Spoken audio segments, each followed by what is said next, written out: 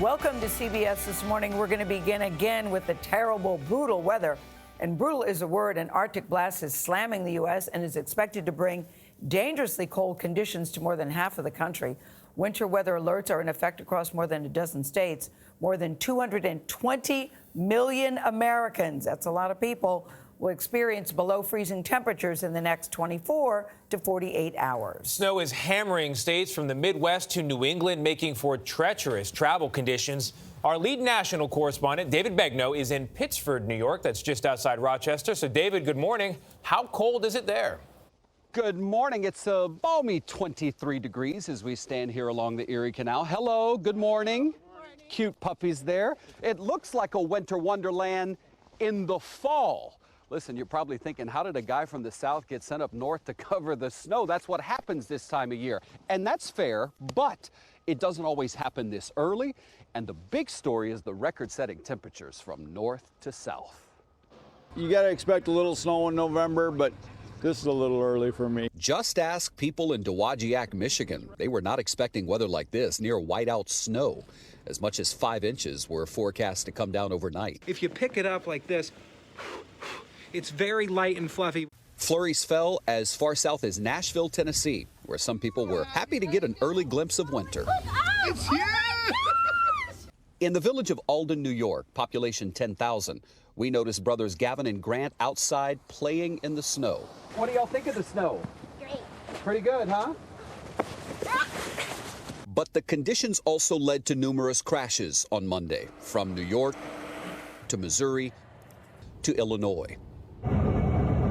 Where in Chicago, an icy runway at O'Hare Airport sent this American Airlines plane skidding into the grass Monday morning. The weather also stopped some travelers from flying altogether. Cleveland resident Tammy Pepin Bus was trying to get to Florida. Definitely disappointed.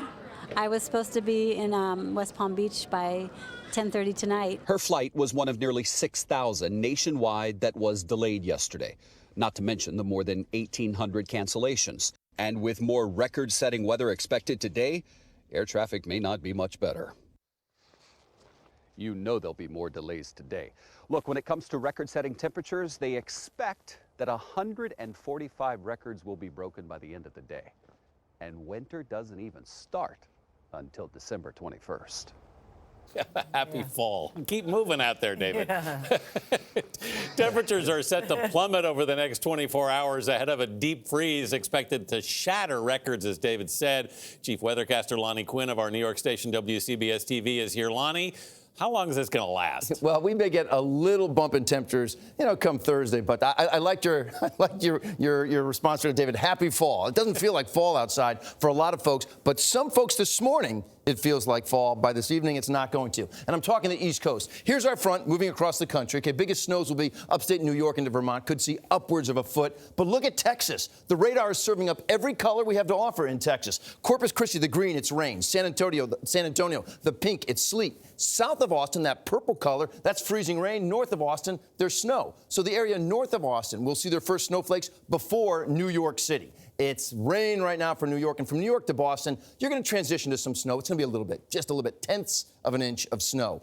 The temperatures will be a big story. Right now, the coldest air anywhere from, let's say, Fargo over to Chicago. 7 below zero, 9 below zero is what it feels like right now. Look at the East Coast. You're walking out the door, it feels right now like 50 degrees in Boston, 51 Philadelphia, 53 in Charlotte. That's walking out the door. Coming home from work tonight, you sure as heck had better take the winter coat because it feels like 21 in Boston, 27 for Philadelphia. It feels like 33 in Charlotte. And when you look at the big picture, as far as the entire United States, by Wednesday, 6 o'clock in the morning, every state in our country will have at least some place that feels sub-freezing. Every state in the United States. Nowhere to hide, Lonnie. Thank you very much. And, of course, I did forget my winter coat today, but I'll survive. I got one upstairs I'll lend you.